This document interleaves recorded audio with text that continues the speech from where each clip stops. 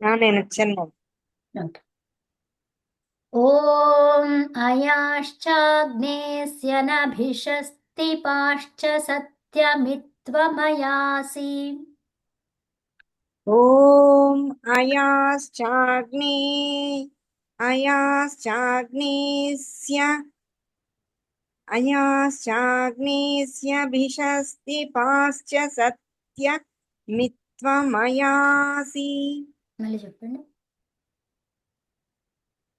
మళ్ళీ చదవండి మేడం. ఉమ్. ఓం అయాశ్చాగ్నేస్యనభిషస్ ఓం, మేడం కొంచెం పెద్ద చీర నాకు పెద్దది అవ్వట్లేదు. ఓకే. అవునా? Okay okay. ఉమ్. ఇప్పుడు ఓకే. ఓకేనా? ఓం అయాశ్చాగ్నేస్యనభిషస్తి షస్తి పాశ్చ సత్యమిత్వ మిత్వమయాసి మయాసి. అయానో యజ్ఞం వహాస్యయానో. ఇంతవరకు చెప్పండి. అయానో యజ్ఞం వహాస్యయానో దేహి భేషజం స్వాహా.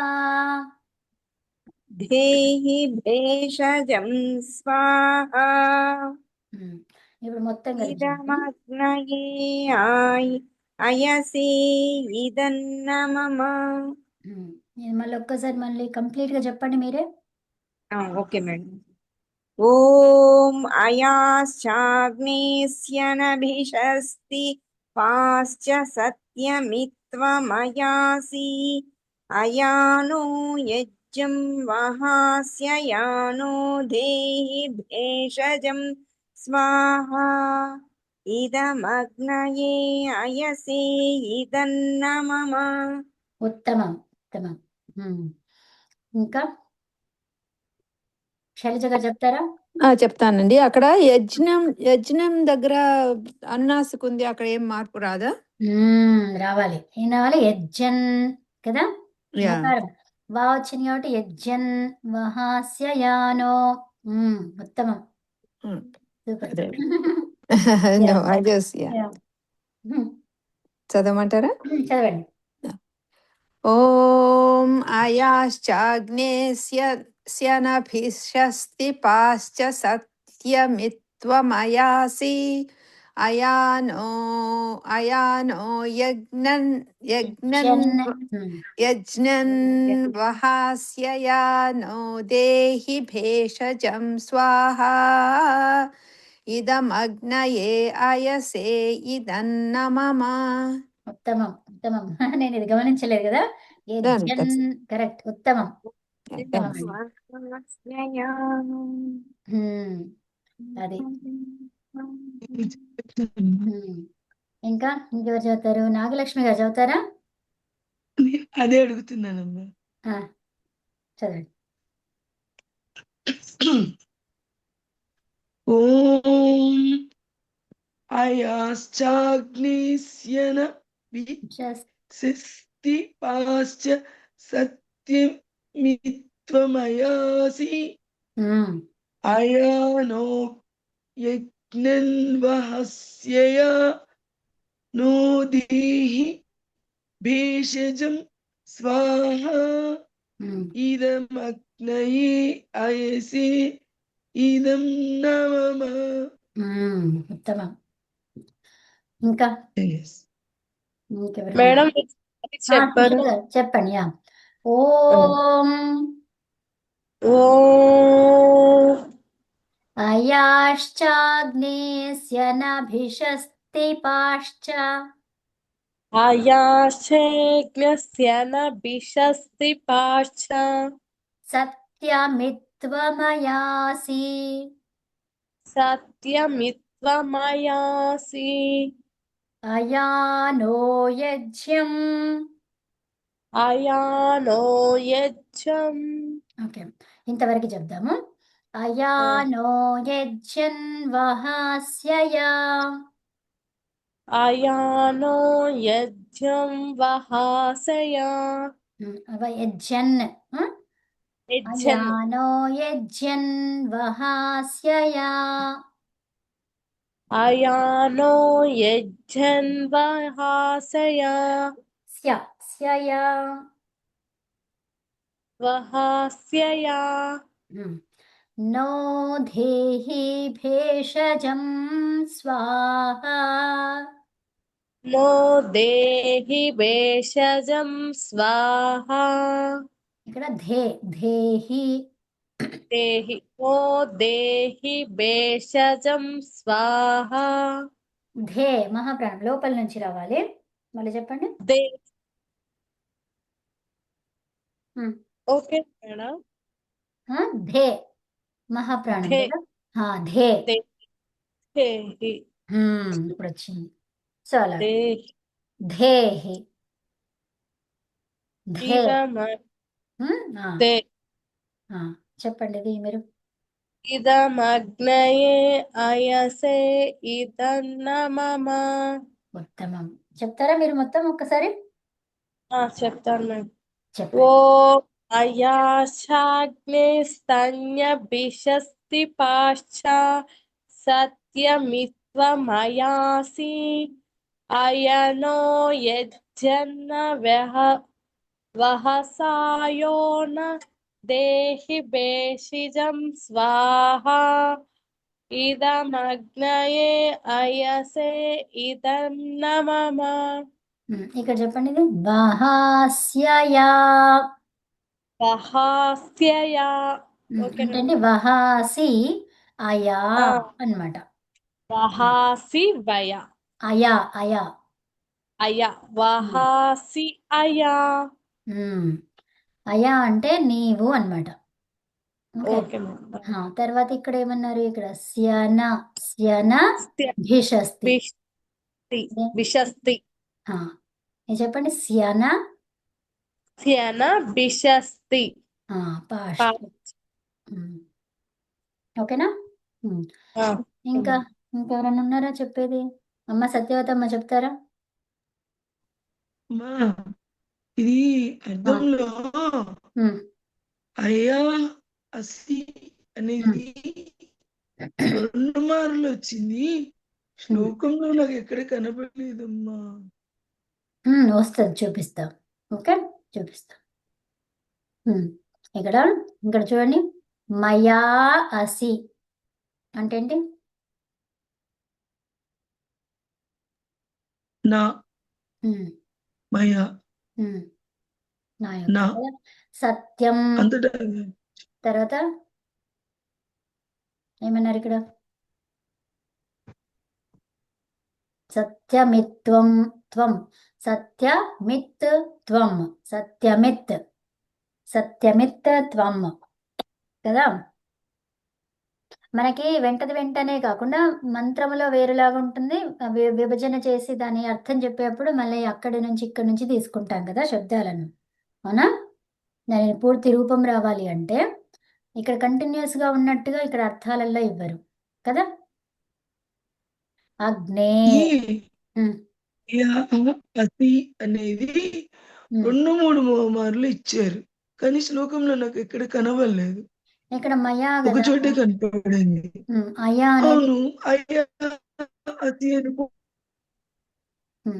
ఇక్కడ చూడండి. అయ్యా అతి అని కూడా వస్తుంది. అవునవును, మయా అసి అని కూడా ఉంటుంది, అయా కూడా కావచ్చు అనేది మనకి ఇక్కడ అర్థమవుతుంది కదా. తర్వాత ఇక్కడ చూడండి. అయా అయా నహ. తర్వాత ఇక్కడ వహాసి అయా 3 చోట్ల వచ్చిందా? తర్వాత అయా 4 వచ్చిందా? అయసే అయాసి అనేది ఇక్కడ ఎన్ని ఉన్నాయి చూద్దాం. అయసి ఇక్కడ అయా అసి 1, తర్వాత అయా అసి అదే ఇంకా అదే మళ్ళీ 2-3 సార్లు అదే చెప్తూ ఉంటున్నాడు కాబట్టి అతను వ్యాపించినటువంటి అతను గురించి మాట్లాడుతున్నారు. అయా అసి అయినటువంటి నీవు, తర్వాత అయా మళ్ళీ తర్వాత అయా అన్నారు ఇక్కడ. అవునా? అది వహించుచున్న అదేంటి వ్యాపకుడు. తర్వాత నహ యజ్ఞం కదా. తర్వాత వహాసి మళ్ళీ తర్వాత అయా అయా అంటే వ్యాపకుడు అయినటువంటి నీవు. తర్వాత నహ మాకు, భేషజం కామక్రోధములను అణిచేటువంటి శక్తిని దేహి ఇవ్వు. అర్థమైందా? దేహి అంటే ఏంటిది? ధారణ పోషణయోహో కదా. సో ధాతువు తీసుకుంటున్నాం ఇక్కడ. సో దా అంటే దదాతి కదా, దేహి దేహి అని చెప్తాం ఇక్కడ. ఇక్కడ ఏమంటున్నాము? దేహి అంటున్నాం. దేహి అంటే ఇవ్వు అని, దేహి అంటే పోషించు, మమ్మల్ని పోషించు, మాకలా కల్పించు, సదుపాయాలను కల్పించు. అర్థమైందా? ఇవ్వు. సదుపాయాలను కల్పించు అనడానికి ఇవ్వు అనడానికి తేడా ఉందా లేదా? మమ్మల్ని పోషించు, పోషించు అంటున్నాం. సో పోషించడం, ప్రార్థన. ప్రార్థన ఇది. కలిగించు, అలాంటి అవకాశాలు కలిగించు కదా, ఆ శక్తిని కలిగించు. అవునా? కలిగించడం వేరు, ఇవ్వడం వేరు కదా. ఇవ్వడం అంటే డైరెక్ట్ ఇవ్వడం, కలిగించడం అంటే దానికి కావలసినటువంటి విషయాలను సమకూర్చి అది ఏది కావాలో అది నువ్వు సంపాదించుకుంటావు. అర్థమైందా? ఇవ్వడం అంటే డైరెక్ట్ ఇవ్వడం, కలిగించడం అంటే సదుపాయాలను కలిగించిన తర్వాత నువ్వు నీ శ్రమతో తీసుకుంటావు. అది అందుకని కామక్రోధాలను అణిచే శక్తిని మాకు కలిగించు అంటే కామక్రోధమే లేకుండా చెయ్యు అని చెప్పలేదు అక్కడ. అవునా? కామక్రోధాలు అనేవి ఉంటాయి. ఎందుకు? అహంకారం అనేది ఒక పదార్థం, అది అర్థమైందా? సత్వరజస్తమోలు అనేవి గుణాలు. ఆ గుణాలు ఏవైతే ఉన్నాయో అన్నిటిలో అన్నీ ఉన్నాయి. అంటే ఏంటి? సత్వము ఉంది. ఓకే, సత్వం అంటే ఏంటిది? సత్వరజస్తమం. రజస్సు అంటే ఏంటిది? కొంచెము సోమరితనము. ఇక తమస్సు అంటే మొత్తం సోమరితనం కదా. తమస్సు అంటే సోమరితనం, రజస్సు అంటే ఆవేశంగా, ఉగ్రంగా, ఉండడము, ప్రతిదానికి ఎక్స్ట్రాగా ఫీల్ అవటం, అది తమస్సు. రజస్సు. రజస్సు ఇది. రజస్సులో తమస్సు అంటే సోమరితనము, బద్ధకం అలాంటివి వస్తాయి కదా. అంటే ప్రతి పదార్థములో ఈ మూడు ఉన్నాయి. అర్థమైందా? అది మనిషే కావచ్చు, అతింగే కావచ్చు. అంటే ఇప్పుడు మనం కూరగాయలు తింటుంటాం, ఆ కూరగాయలలో ఈ మూడు ఉంటాయి. అర్థమైందా? ఒక వస్తువు ఉంది, టెలిఫోన్ అట్లాంటి ఏవైనా తీసుకున్నా కూడా వాటిల్లో కూడా అన్ని మూడు పదార్థాలు ఉన్నాయి. అర్థమైందా? ప్రతిదీ సృష్టిలో నిర్మితమైన ప్రతి దాంట్లో ఈ మూడు కలిసి ఉన్నాయి. అర్థమైందా? కాబట్టి ఏది మనకు అవసరము? నాకు కోపం ఎక్కువ ఉందండి, అప్పుడు ఏం చేస్తాం? దాన్ని తగ్గించుకోవాలి అంటే ఏం చేయాలి? దీన్ని తీసుకోవాలి. ఇప్పుడు నాకు తమో గుణం ఉందండి ఎక్కువగా, అప్పుడు నేను ఏం చేస్తా? ఈ రెండు పైకి వెళ్ళడానికి ప్రయత్నిస్తా. అర్థమైందా? తమో గుణం ఉన్నటువంటి పదార్థాలను తక్కువ చేసుకుంటా. ఇప్పుడు నాకు ఆల్రెడీ సత్వగుణమే ఉంది, అప్పుడు ఏం చేస్తా? వీటి దగ్గరికే వెళ్ళను ఇంకా. అర్థమైందా కదా? వాటిని అవాయిడ్ చేస్తూ ఉంటాం ఇంకా. ఇంకా మొత్తం ఇక స్పిరిచువలైజ్డ్. మరి ప్రతి దాంట్లో అన్నీ ఉంది కదా, ఉంది. కానీ ఇవి కూడా అవసరమే మనకు. అర్థమైందా? ఎందుకు? ప్రతి పదార్థంలో అవి ఉన్నప్పుడు ఎక్కువ తక్కువ తీసుకోవడంలో మనం అవి చేస్తూ ఉండాలి. అది తీసుకోకుండా ఉంటే నా కళ్ళు పనిచేయవు. ఒక పదార్థం ఉంది, ఆ పదార్థంలో కళ్ళు పని చేయడానికే ఆ పదార్థం తీసుకోవాలి, కానీ అందులో రజస్సు ఉంది. ఇప్పుడు దాన్ని అవాయిడ్ చేయాలా, తీసుకోవాలా?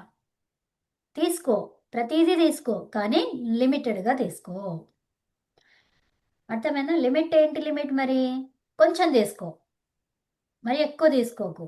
సో ఇప్పుడు మనకి ఒక 4 పదార్థాలు తింటే గానీ మనకి శక్తి రాదు.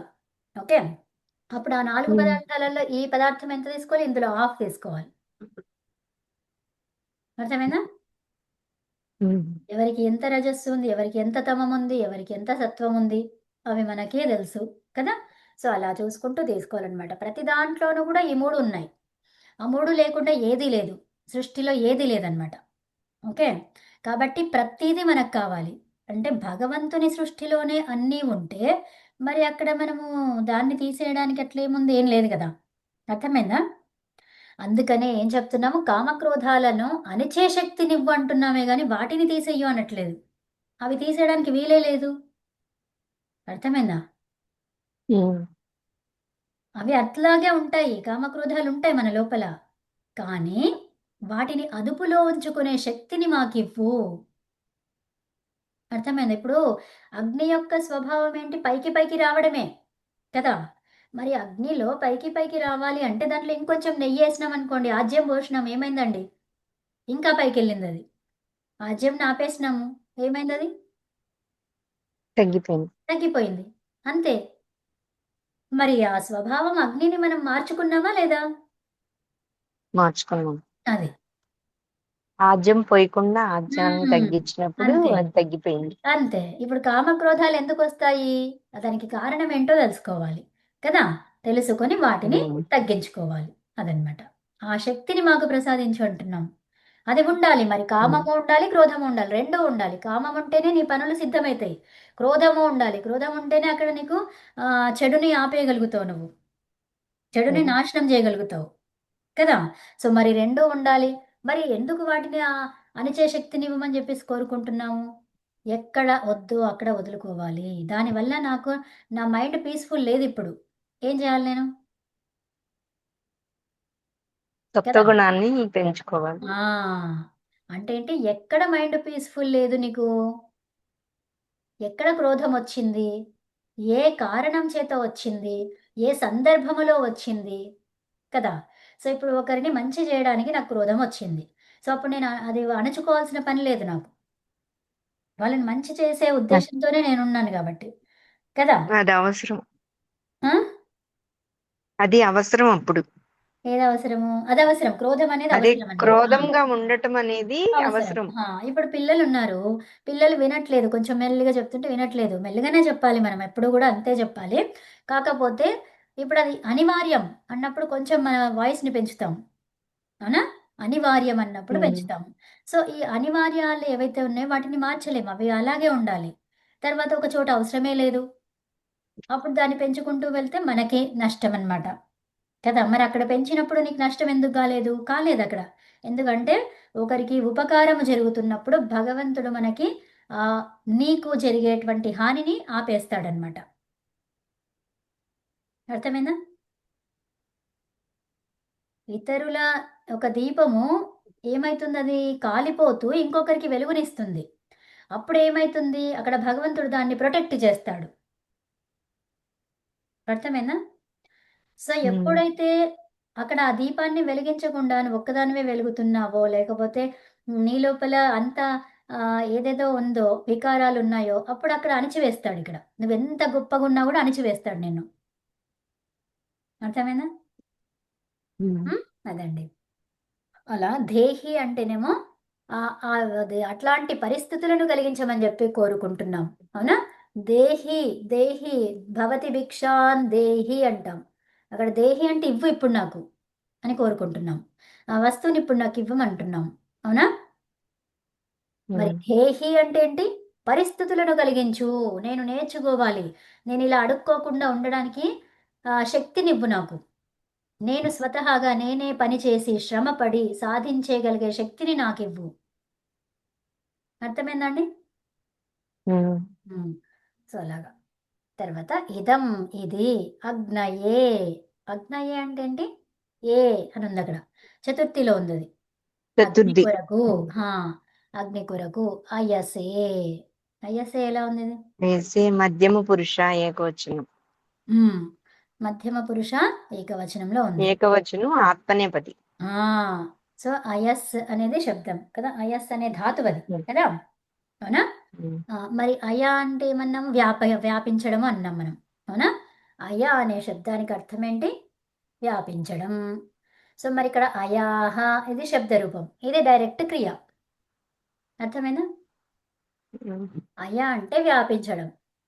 ఓకే. మరి వ్యాపించడంలో ఉమ్. ఏంటి? ఇక్కడ అయాహ అంటే ఏంటి?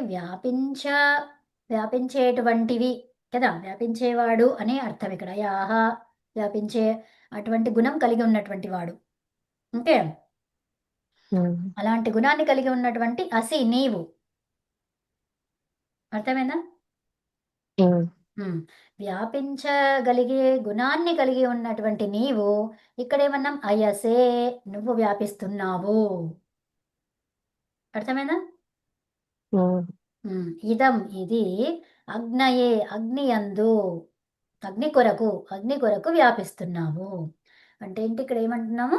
ఆహుతి అంతటా వ్యాపించి ఉన్న పూజనీయ ప్రభువు కొరకు ఇక్కడ అగ్నయే కొరకున్కై చతుర్థి. అవునా? మరి అయసే నీవు వ్యాపించి ఉన్న నీవు. అవునా? వ్యాపించి ఉన్నది ఎవరు?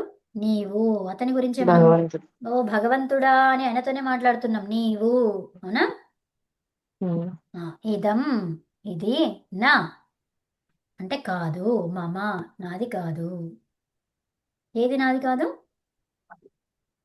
స్వాహాకారం ఏదైతే చేస్తున్నావో అందులో వేసే పదార్థాలు ఏవి కూడా నావి కావు. మరి అంటే అందులో వేసే పదార్థం ఒకటేనా, ఇంకా మనం అంతా కూడా చూసుకుంటున్నదంతా కూడా మనది కాదు అనే విషయాన్ని అర్థం చేసుకుంటాం. ఒకదాని తర్వాత ఇంకోటి అర్థమైతే చూడండి అలాగా. ఉం? ఉమ్, దీని మొత్తము అర్థం ఏమన్నారు చూడండి ఇక్కడ. ఏమన్నారు? ఓ పూజనీయ ప్రభు, నీవు అంతటా వ్యాపించి ఉన్నావు.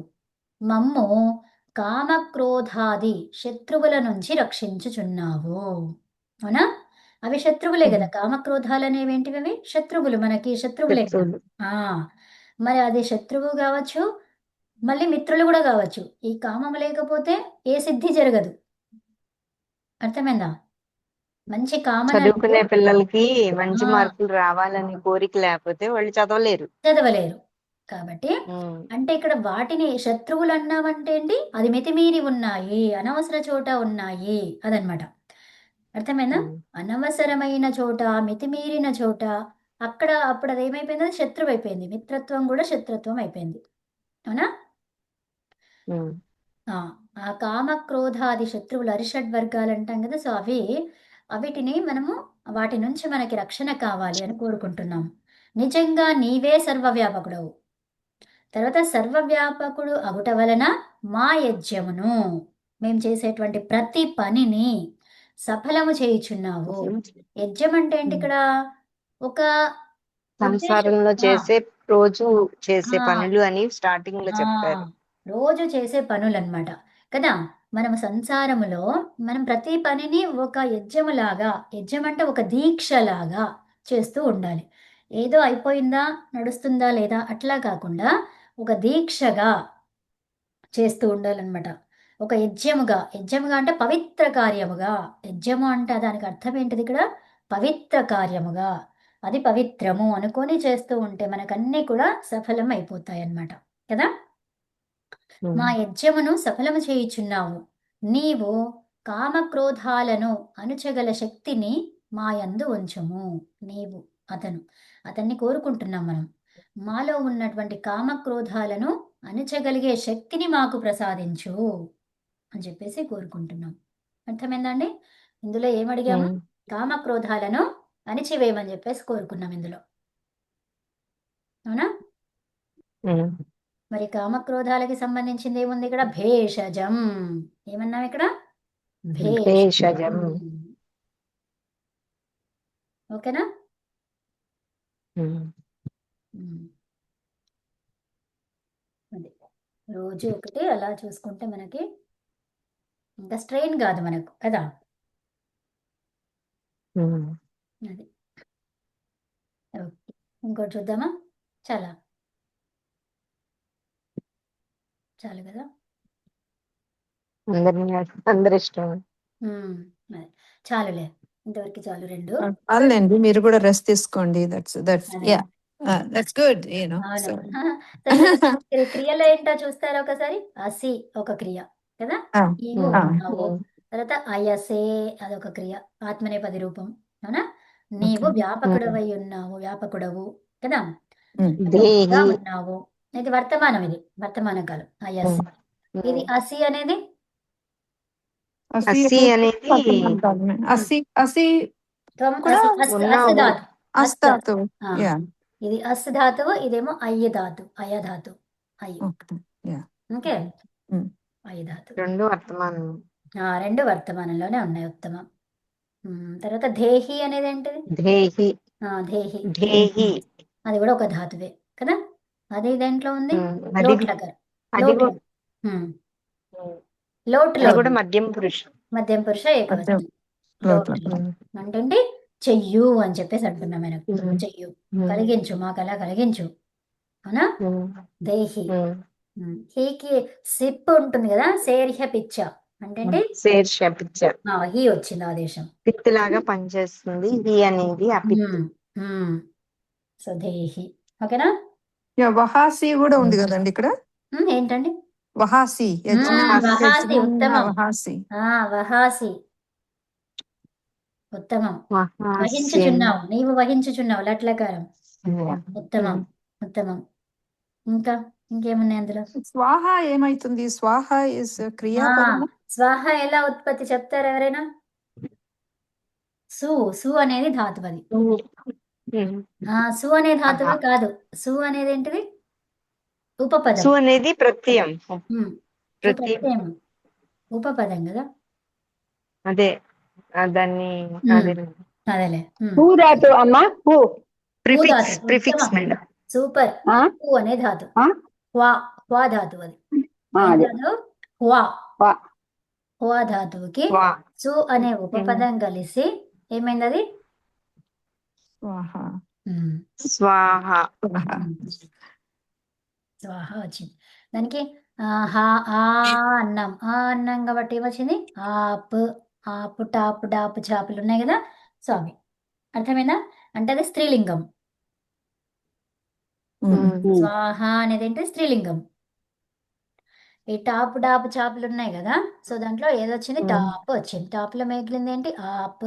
ఆపులో పకారానికి ఇతి సంజ. ఆ స్వాహ. ఓకే. సు ప్లస్ వా. వా అనే ధాతు. వా అంటే వా అంటే ఇవ్వడమా, దహింప చేయటమా? వా అంటేనా ఇచ్చే అర్థంలో కదా. దహిం హ్వేయ్, వా. వే. హ్వేయ్, హ్వే, వా, హ్వే. వా అనేది వాదిగణం. పిలవడం అనమాట. అలా ఉమ్.